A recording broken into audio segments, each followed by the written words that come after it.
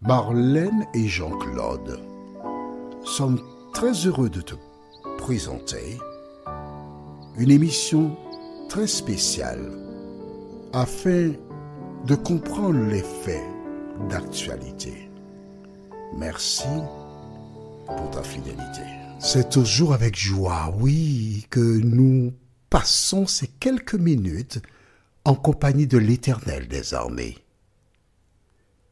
Nous avons vu précédemment le message de Jean-Baptiste.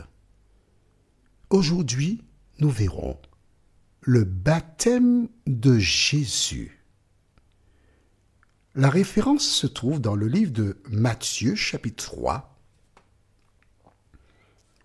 les versets 13 à 15. Matthieu, chapitre 3, les versets 13 à 15. C'est bon? On peut y aller? D'accord. Prions. Merci notre Seigneur et notre Dieu pour le bonheur de te connaître et d'avoir la Bible, le guide qui nous conduit au port. Et tandis que nous prenons le temps pour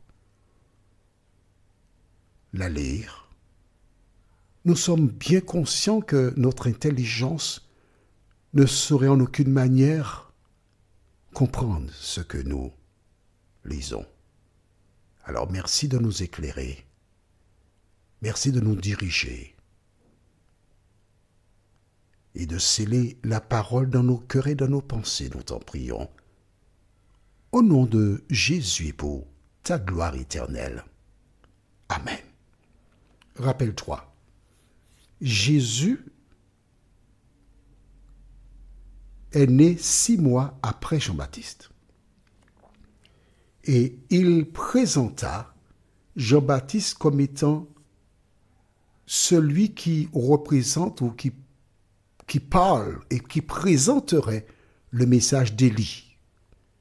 Nous avons vu au début du chapitre 3 de Matthieu, il disait aux gens, « Repentez-vous, car le royaume des cieux est proche. » Le moment est venu de changer. Et des personnes de peu partout venaient, entraient dans le Jourdain et étaient baptisés par Jean-Baptiste. Maintenant, tandis que les gens se trouvaient en file indienne, se faisant baptiser, Jésus s'est mis sur les rangs et il attendait son tour. Au fur et à mesure qu'il approchait de Jean-Baptiste, des gens se joignaient aussi à l'arrière.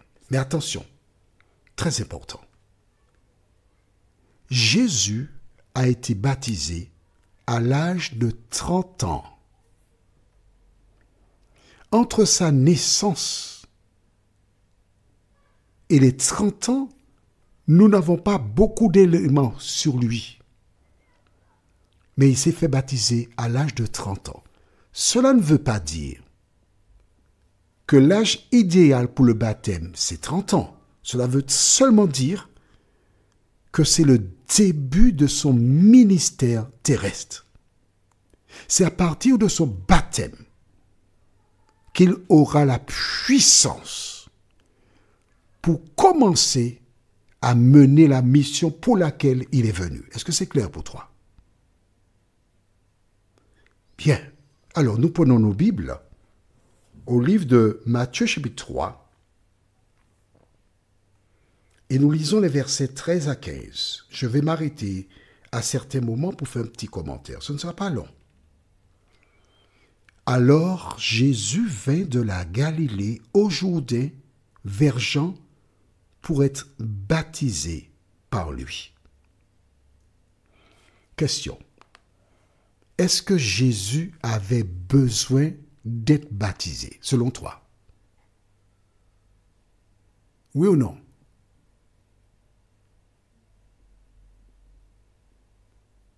Tu as trouvé la réponse? Mais s'il avait besoin d'être baptisé. Mais oui, puisque Jésus a pris la forme humaine, il est né d'une femme. Donc c'était un humain. Et puisqu'il est un humain, il devait être baptisé pour laisser un exemple aux humains. Et voilà donc pourquoi Jean va faire un commentaire. Lisons au verset 14. Mais Jean s'y opposait en disant, « C'est moi qui ai besoin d'être baptisé par toi, et tu viens à moi ?» Jésus lui répondit, « Laisse faire maintenant, car il est convenable que nous accomplissions ainsi tout ce qui est juste. » Et Jean ne lui résista plus. Il a donné un argument de poids. Il est convenable que nous accomplissions ainsi tout ce qui est juste. Donc être baptisé, c'est quelque chose de juste. Est-ce que c'est clair pour toi?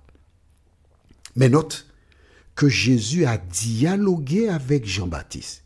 Il avait 30 ans. Donc c'était un adulte. Le baptême, c'est un acte qui est administré aux personnes qui peuvent entendre, comprendre le message.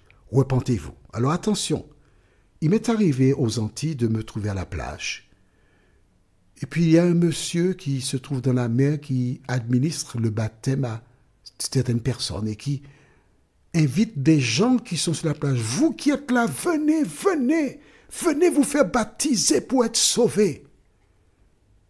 Et j'ai eu l'occasion de voir des personnes aller vers lui et se faire baptiser.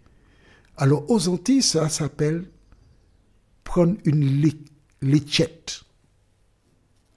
Avant d'être baptisé, tu dois te repentir. Si tu as des dettes, tu dois rembourser tes dettes. Si tu es en mauvais terme avec des gens, tu dois te réconcilier. Tu dois être en paix. Faire la paix avec les hommes et ensuite tu vas faire la paix avec Dieu. Et là, Jean n'a plus résisté. Que s'est-il passé? Dès que Jésus eut été baptisé, il sortit de l'eau.